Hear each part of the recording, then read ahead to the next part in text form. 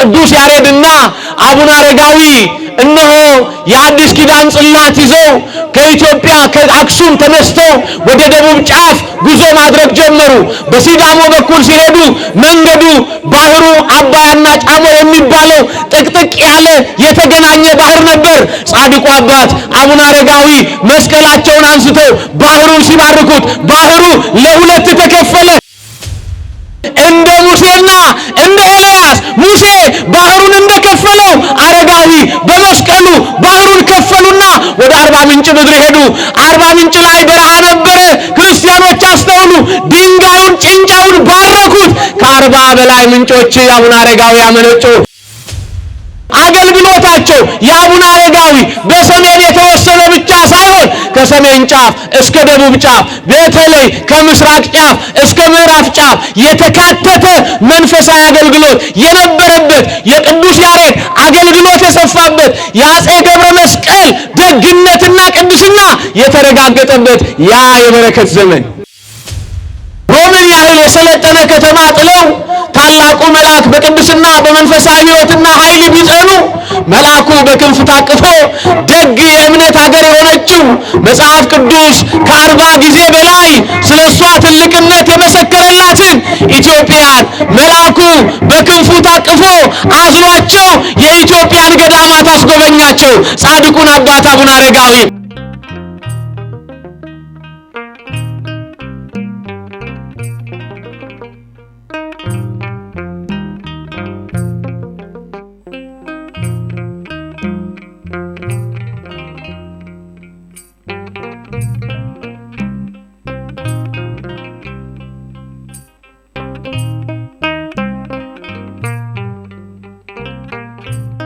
ጌታችን መድኃኒታችን ራሱ እግዚአብሔር ሲናገር እንዲህ አለ፣ እኔ ቅዱስ ነኝና እናንተም ደግሞ ቅዱሳን ሁኑ አለ። ክርስቲያኖች ቅድስና በእኛ ዕውቀት የምናገኘው ሳይሆን በእግዚአብሔር የሚሰጥ ሰማያዊ ጸጋ ነው። ይህን ጸጋ የሚሰጥ እግዚአብሔር ስለሆነ ሁልጊዜ እግዚአብሔር ለፍጥረቱ ለታማኞቹ ላመኑት ለተከተሉት ቤታቸውን ንብረታቸውን ሀገራቸውን ቀያቸውን መንደራቸውን ጥለው ለወጡ ቅዱሳን ጉልበት የሆናቸው ኃይል የሆናቸው ቅድስና የሰጣቸው ራሱ ባለቤቱ እግዚአብሔር ነው። ክብር ምስጋና ለእሱ ይሁንለት ለአምላካችን። ክርስቲያኖች ዛሬ ስሩ ቅዱስ ከሆነ ብለን የተናገርነው ባለቤቱ እግዚአብሔር ቅዱስ ከሆነ የእግዚአብሔር ተከታዮች ደግሞ ቅዱሳን ናቸው ማለታችን ነው። በዛሬው ዕለት ክብረ በዓላቸውን ከምናከብርላቸው ቅዱሳን መካከል ሁለቱን ቅዱሳን እናስታውሳለን። በተለይ ጻድቁን አባት አቡነ አረጋዊ። ክርስቲያኖች ሰው እግዚአብሔርን ሲያምን በሱ ሲታመን ጉልበት የሚሆነው ኃይል የሚሆነው ስልጣን የሚሆነው በረከት የሚሆነው እግዚአብሔር ነው። ክርስቲያኖች ሰው እግዚአብሔር ጉልበት ሲሆነው እግዚአብሔር ኃይል ሲሆነው ክርስቲያኖች የሚጣላውን ጠላት ማሸነፍ ብቻ ሳይሆን ሰው የሚወጣውን ዘንዶ የሚጣላውን ኃይል እባቦችን መርገጥ ጊንጦችን መጨበጥ የመቻል አቅም እንዲኖራቸው እግዚአብሔር ስልጣን ሰጥቷቸዋል። ክብር ምስጋና ለእሱ ይሁን ለአምላካችን ለእግዚአብሔር። ክርስቲያኖች አስተውሉ። መጽሐፍ እንዲህ ይላል። የማርቆስ ወንጌል ምዕራፍ 16 ከቁጥር 14 ጀምራችሁ ስትመለከቱ ያመኑትን እነዚህ ምልክቶች ይከተሏቸዋል ይላል። ምን ያሉትን? ማርያምን አይሰማም። እስኪ ድምጻችሁን ከፍ አድርጉ። ያመኑትን በሉ። ያመኑትን እነዚህ ምልክቶች ይከተሏቸዋል አለ። እባቦችን ይረግጣሉ፣ ጊንጦችን ይጨብጣሉ፣ የሚገል መርዝ እንኳን ቢጠጡ አይገላቸውም አለ። እናንተ የእምነት ጉልበቱ ኃያል ነው። ክብር ምስጋና ለእግዚአብሔር ይሁን። የእምነት ጉልበቱ ኃያል ነው። ታዲያ ኦርቶዶክሳውያን ምዕመናን ክርስቲያኖች በዛሬው ዕለት በእምነት ከበረቱ በቅድስና ከጸኑ አምላካቸው እግዚአብሔርን ከተደገፉ ዓለምን ንቀው እርሱን ያከበሩ ሰዎችን እግዚአብሔር ያከብራቸዋል። ክርስቲያኖች የተባረከ ትዳር የተባረከ ትውልድ ያመጣል። የተባረከ ሕይወት ለምድር የሚጠቅም ለትውልድ የሚተርፍ ጻድቅ ማስገኘት ይችላል።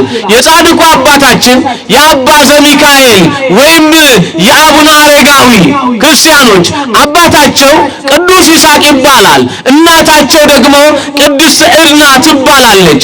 በመንፈሳዊ ኃይል በቅድስና በርትተው እግዚአብሔርን አምልከው ሲኖሩ ስለነበረ በአምላካቸው የሚታመኑ ስለነበሩ ሁላቸው በአምላካቸው ነው የሚታመኑ ስለነበሩ እግዚአብሔር የይስሐቅን ወገብ የቅድስት ዕድናን ማህፀን ባረከው። የቅድስት ዕድናን ማህፀን ባረከው። ማን አልሰማው? ማን ባረከው? አያችሁ ክርስቲያኖች፣ የተባረከ ማህፀን ለሀገር የሚጠቅም ለትውልድ የሚተርፍ ጻድቅ ያስገኛል። በ400 ክፍለ ዘመን እግዚአብሔር በሚመለክበት እግዚአብሔር በሚወደድበት ዘመን መጽሐፍ ቅዱስ እንደሚነግረን የሉቃስ ወንጌል ምዕራፍ 1 ቁጥር 8 ላይ በእግዚአብሔር ሕግና ትእዛዝ እየሄዱ ዘካርያስና ኤልሳቤጥ ጻድቅ ነበሩ ብሎ መጽሐፍ እንደነገረን ክርስቲያኖች ቅዱስ ይስሐቅና ቅድስት ዕድና በእግዚአብሔር ሕግና ትእዛዝ እየሄዱ ጻድቅ ስለነበሩ ደጉን ለእግዚአብሔር የታመነውን ዓለምን ጥሎ ግርማ ሌሊቱን ድምፀ አራዊቱን ሊታገስ ከእናቱ ማህፀን ከወጣበት ጊዜ ጀምሮ የእግዚአብሔርን መንግስት የሚናፍቅ እግዚአብሔርን የሚወድ የእግዚአብሔር አገልጋይ የሆነ ቅዱሱን አባ ዘሚካኤልን ወይም አቡነ አረጋዊን በእምነት ጽናት በቅድስና ብርታት የዓለም በረከት አድርገው ወለዷቸው። ክብር ምስጋና ለእግዚአብሔር ይሁን። ጻድቁ አባት አቡነ አረጋዊ ክርስቲያኖች፣ በነገራችን ላይ ክርስትና ሀገር፣ ድንበር፣ አካባቢ አይወስነውም። ወልድ ዋሂድ ብሎ ያመነ ሁሉ ኦርቶዶክስ ተዋሕዶ ቤተክርስቲያን ትቀበላለች። እስኪ ሁላችሁም በሉ ወልድ ዋሂድ ብሎ ያመነን ሁሉ ቤተክርስቲያን ትቀበላለች። እንደ ሀገርማ ከሆነ ጻድቁ አባት ሮማዊ ናቸው። ምንድናቸው? ሮማዊ ናቸው። በአራተኛው መቶ ክፍለ ዘመን አጋማሽ ላይ እግዚአብሔርን ፈልገው መጽሐፍ አጥንተው የተማሩ አባት ብሉያትን አዲሳትን ያወቁ አባት ስለነበሩ እግዚአብሔር አምላክ በክብር በጸጋ በሞገስ ጎበኛቸው። ሮምን ያህል የሰለጠነ ከተማ ጥለው ታላቁ መልአክ በቅድስና በመንፈሳዊ ሕይወትና ኃይል ቢጸኑ መልአኩ በክንፍ ታቅፎ ደግ የእምነት ሀገር የሆነችው መጽሐፍ ቅዱስ ከ40 ጊዜ በላይ ስለሷ ትልቅነት የመሰከረላትን ኢትዮጵያን መልአኩ በክንፉ ታቅፎ አዝሏቸው የኢትዮጵያን ገዳማት አስጎበኛቸው። ጻድቁን አባት አቡነ አረጋዊ ክብር ምስጋና ለእግዚአብሔር ይሁን። ምክንያቱም ለሚያምን ሁሉ ይቻላል። እስኪ ሁላችሁ ለሚያምን በል ድገሙት። ሁሉ ይቻላል። ምን ለሚል ድገሙት። ለሚያምን ሁሉ ይቻላል። አዎ እግዚአብሔርን ስላመኑ በአምላካቸው ስለታመኑ አምላካቸው እግዚአብሔር መላእክቱን ላከና በክንፉ የኢትዮጵያን ምድር ዞረው እንዲያዩ አቡነ አረጋዊን አደረጋቸው። እናንተ መንፈሳዊ ስትሆኑ መላእክትን ታዛላችሁ። ቅዱሳን ስትሆኑ መላእክት ይገዙላችኋል፣ መላእክት ይታዘዙላችኋል። እግዚአብሔር ፈቀደላቸውና ለጻድቁ አባት መልአኩ የኢትዮጵያን የቅድስና ተራሮች የበረከት ምድሮች አሳያቸው። ታዲያ ሀገሯ መልካም፣ ኑሮዋ መልካም፣ እግዚአብሔር የሚመለክባት የድንግል ማርያም የእናትነት ፍቅሯ ቅድስናዋ የሚነገርባት ሀገር እግዚአብሔር የተባለች ኢትዮጵያ የምትባል ወልድ ዋሂድ ብላ ወልደ አብ ወልደ ማርያም ብላ የክርስቶስን አድኖት ጌትነት የድንግል ማርያምን ክብር የምትመሰክር የእግዚአብሔር ሀገር የሆነች ኢትዮጵያ አለች ብለው 8 ቅዱሳንን ከራሳቸው ጋር አስከትለው ወደ ኢትዮጵያ መጡ። ጻድቁ አባት አቡነ አረጋዊ በረከታቸው ለሁላችንም ይድረሰን። ክርስቲያኖች አስተውሉ። እግዚአብሔር ሲወድ፣ እግዚአብሔር ሲፈቅድ፣ እግዚአብሔር ሲያግዝ ጎደሏችን ይሞላል። ያ የበረከት ሀገር፣ ያቺ ቅዱሳን የመረጧት ሀገር፣ ደጋጎቹ አባቶቻችን የወደዷትና አገራቸውን መንደራቸውን ጥለው ከዛ ከሰለጠነ ምድር ወደ ኢትዮጵያ የተጓዙባት ያቺ ደግ ሀገር ዛሬ ባህሪዋና ጠባይዋ ምን ይመስላል? ወደ ልባችን ዞር ብለን እንመልከት። እነዛ ቅዱሳን ለምንድን ነው ኢትዮጵያን የመረጡት? እውነት ዛሬ ኢትዮጵያ የምትመረጥ አገር ናት? ትናንትና 9 ቅዱሳን ከአቡነ አረጋዊ ጋር ኢትዮጵያን መረጧት እኮ። የእግዚአብሔር ሀገር የተባለችውን ኢትዮጵያን መረጧት። ዛሬ ሰው ይመርጣት ይሆን? ኢትዮጵያውያኑ ኢትዮጵያዊነት ሰልችቷቸው ወደ ውጭ እየነጎዱ ነው። እነዛ ደጋግ ቅዱሳን ግን ኢትዮጵያን መረጡ። ለምን? ሀገሯ ሀገረ እግዚአብሔር፣ ሕዝቧ ሕዝበ እግዚአብሔር ስለነበረ ኢትዮጵያ ተመረጠች። ለምን? እጆቿን 24 ሰዓት ወደ ማን ስለምትዘረጋ? እስኪ ሁላችሁ ኢትዮጵያ በሉ። እጆቿን ወደ እግዚአብሔር ትዘረጋለች። ክብር ምስጋና ለእግዚአብሔር ይሁን። የማይቋረጥ መዘርጋት። እግዚአብሔር የበረከት ዘመን በኢትዮጵያ ምድር ላይ ያመጣል። ታምናላችሁ? እስኪ የምታምኑ እጃችሁን ከፍ አድርጉ። ለያችሁ ታምናላችሁ? እልል በሉ አላልኳችሁ? መልስ መልሱልኝ። ታምናላችሁ? ድገሙት። ታምናላችሁ? ሳታቋርጡ እልል በሉና መስግኑ። እግዚአብሔር የበረከት ጊዜ አለው። እግዚአብሔር የፈውስ ጊዜ አለው። እግዚአብሔር የድህነት ጊዜ አለው። እግዚአብሔር የቅድስና ጊዜ አለው። እግዚአብሔር ትውልዱን የሚፈውስበት ጊዜ አለው። ማን ጊዜ አለው? ኧረ ድገሙ። ማን ጊዜ አለው? የጊዜ ባለቤት እግዚአብሔር ስለሆነ ኦርቶዶክሳውያን ታዲያ ጻድቁ አባት ወደ ኢትዮጵያ ከ8 ቅዱሳን አበው ጋር መጡ። በጣም የሚገርመው እግዚአብሔር ለኚህ ጻድቅ ደግ የዋህ ንጹህ አባት እነሆ ደብረ ዳሞን ክፍል አድርጎ ሰጣቸው። ምን አድርጎ ሰጣቸው? የምናኔ ስፍራ የበረከት ስፍራ አድርጎ ሰጣቸው። ኦርቶዶክሳውያን ሰው የሚበላውን ዘንዶ ወገቡን ይዘው እየተጠመጠሙበት የደብረ ዳሞን ተራራ ይወጡ ነበር። ይሄ የምን ውጤት ነው ካላችሁ የእምነት ውጤት ነው። አማኝ ስትሆን እባቡም ጊንጡም ዘንዶውም አንበሳውም ሰው የሚበላው ይታዘዝልሃል። ምን ስትሆን? አረ ምን ስትሆን? አማኝ ስትሆን። ክርስቲያኖች እምነታችን ይበርታ፣ እግዚአብሔርን እናገኘው፣ ከእሱ ጋር እንሁን። ታዲያ እግዚአብሔርን ስላመኑ እግዚአብሔር በዚህ ዓለም ላይ የአገልግሎት ድካማቸው ቆጠረላቸው፣ ለካላቸው እግዚአብሔር።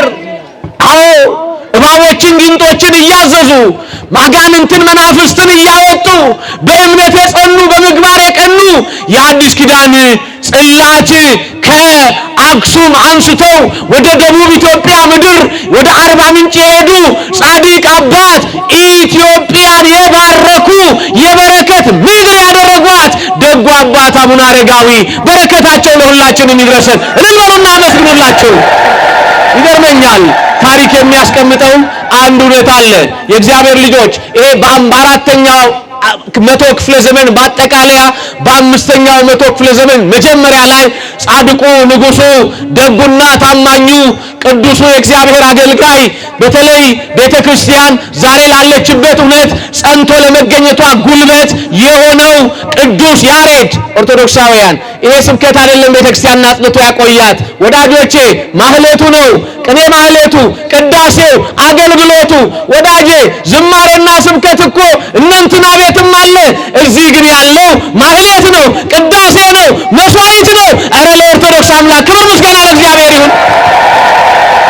ቤተ ክርስቲያን ታዲያ ንጉሱ ቅዱሱ እግዚአብሔርን የሚፈራው ደጉ የእግዚአብሔር አገልጋይ ቅዱስ አባታችን ንጉሱ በነበረበት በዚያ ዘመን በአክሱም ላይ በነገሰበት በዚያ ዘመን እነሆ ምስጋናን የተሞላ እግዚአብሔርን የወደደ ታላቁ ንጉስ በሱ ትእዛዝ ቅዱስ ያሬድና አቡነ አረጋዊ እነሆ የአዲስ ኪዳን ጽላት ይዘው ከኢትዮጵያ ከአክሱም ተነስተው ወደ ደቡብ ጫፍ ጉዞ ማድረግ ጀመሩ። በሲዳሞ በኩል ሲሄዱ መንገዱ ባህሩ አባያና ጫሞ የሚባለው ጥቅጥቅ ያለ የተገናኘ ባህር ነበር። ጻድቁ አባት አቡነ አረጋዊ መስቀላቸውን አንስተው ባህሩን ሲባርኩት ባህሩ ለሁለት ተከፈለ።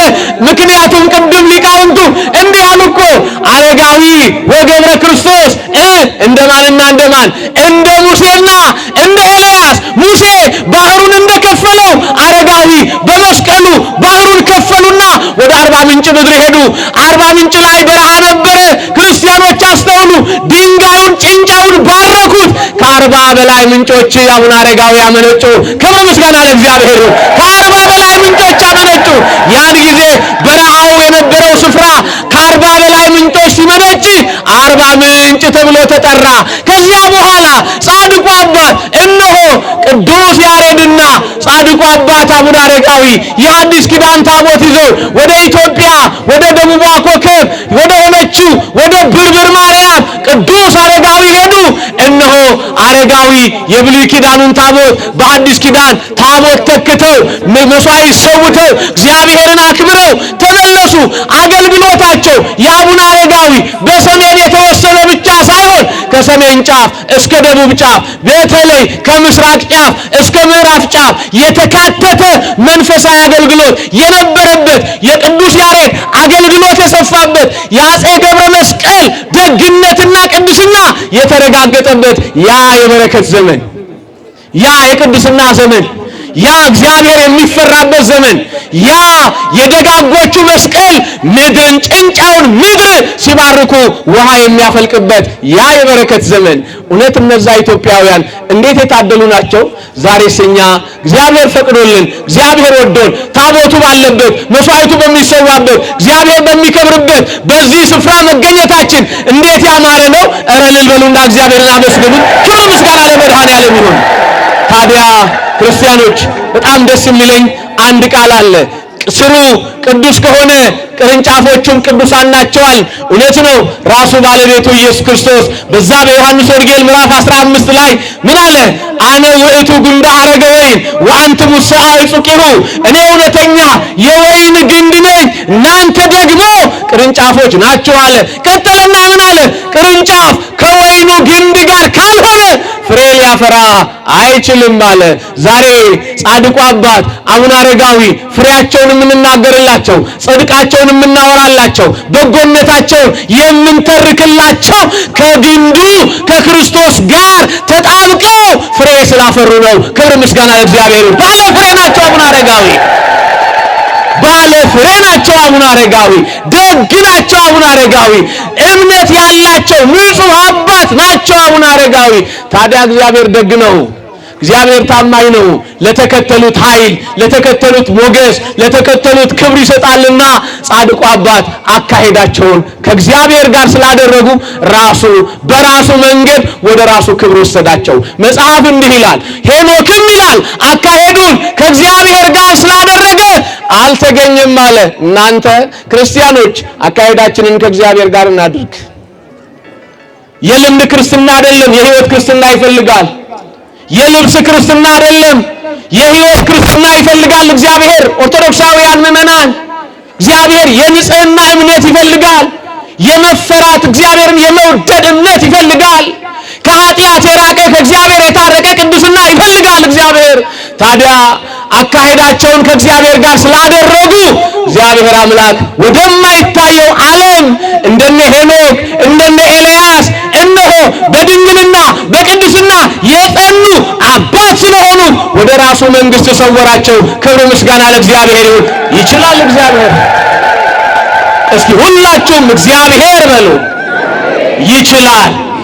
ማን ይችላል? ድገሙት። ማን ይችላል?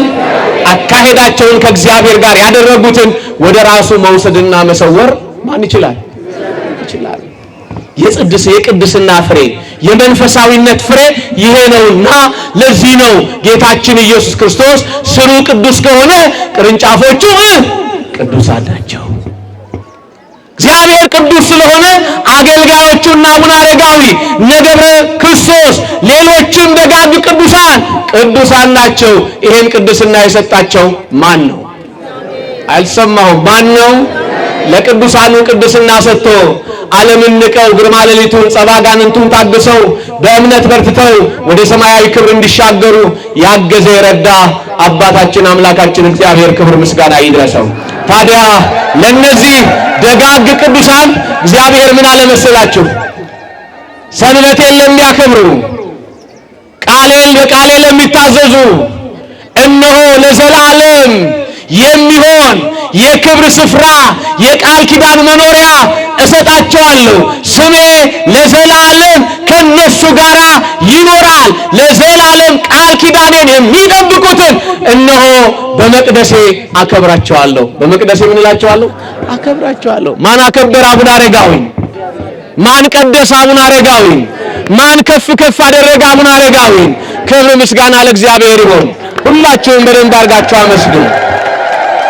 ስሩ ቅዱስ ከሆነ ስሩ ቅዱስ ከሆነ ቅርንጫፎቹ ቅዱሳን ናቸው። በቅድስና ጸንተን በእምነት በርትተን ከኃጢአት ርቀን ከእግዚአብሔር ታርቀን መንግስቱን እንድንወርስ እግዚአብሔር በቸርነቱ ይርዳል። ያስተማረን የመከረን የአባቶቻችን አምላክ እግዚአብሔር ክብር ምስጋና ይግባ።